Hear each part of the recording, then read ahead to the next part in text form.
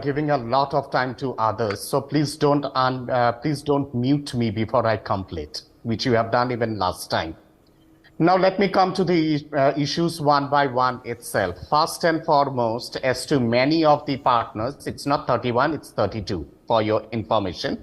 Many of the partners who are joining the NDA meet, many of them are not registered. You are highly mistaken. Go and check the website of the Election Commission. All of them are registered either as state parties or as regional parties or as national parties. First and foremost, if you are talking about the northeastern region, the parties who are joining for this NDA meet, all of them are powerful in their own respective states, and most of them, they have their government in Northeast. Now, second thing is like in relation to the ordinance which he was talking about, that it is sub judice. Let me come to one very important point clearly.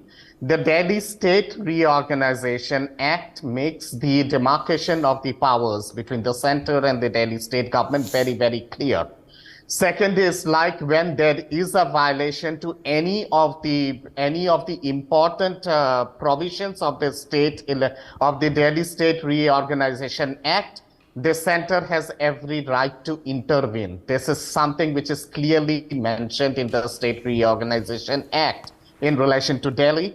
The recent judgment of the Supreme Court, in that recent judgment also, the Honorable Court has very clearly said that if the center feels that there has been some kind of a lacuna in relation to the state government in performance to day-to-day activities and governance in relation to Delhi, then the government of India can ratify that by bringing in a law within the parliament, and that law can supersede the earlier law in relation to the Delhi State Reorganization Act. So the caveat is there itself in the judgment of the Supreme Court, and it is taking into consideration that caveat that the government of India has come up with an ordinance which will very soon get ratified in the parliament as a law as such, and it will be under the statute of the Constitution of India. Now, having said that, I was listening to the spokesperson of Aam Aadmi Party. She was saying that bye-bye Modi government 2024. It is something what is called Baba Black Sheep politics. You know, it is so mundane and it's so childish and babyish as such, you know. They had said the same thing in 2019 also, bye-bye Modi government. What happened in 2019? They are giving this explanation that, you know, BJP has lost Himachal, BJP has lost Karnataka. After 2014 election, BJP had lost major state governments during the state assembly elections, and it sprang back to power with a thumping majority in 2019. Same will be the scenario in 2024. Yes, it is a progressive government and the whole world recognizes this.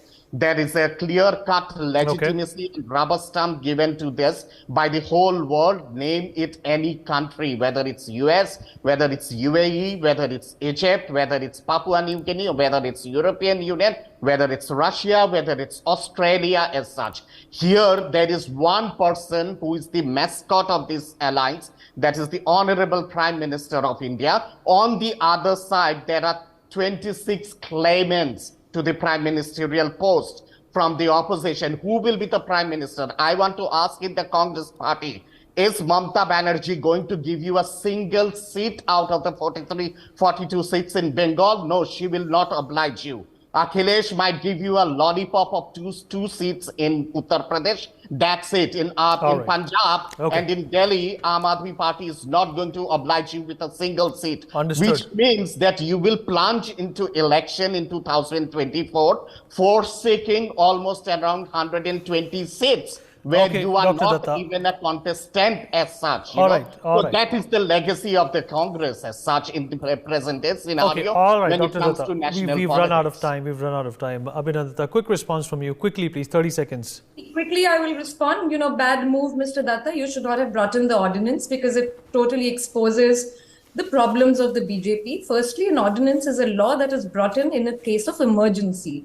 Yes, the Supreme Court judgment obviously had mentioned that, if there is a change that needs to be brought, the lawmakers can bring it in the parliament. What was the emergency to bring in an ordinance? So we've had many discussions over this. You might want to refer She to. doesn't know that only after an ordinance it becomes a law. When the parliament was not in session. All right, we've run out of time. I'm sorry, I apologize. We've run out of time. We've run out of time. Thank you so much for being a part of this, but definitely this is not the end of this discussion.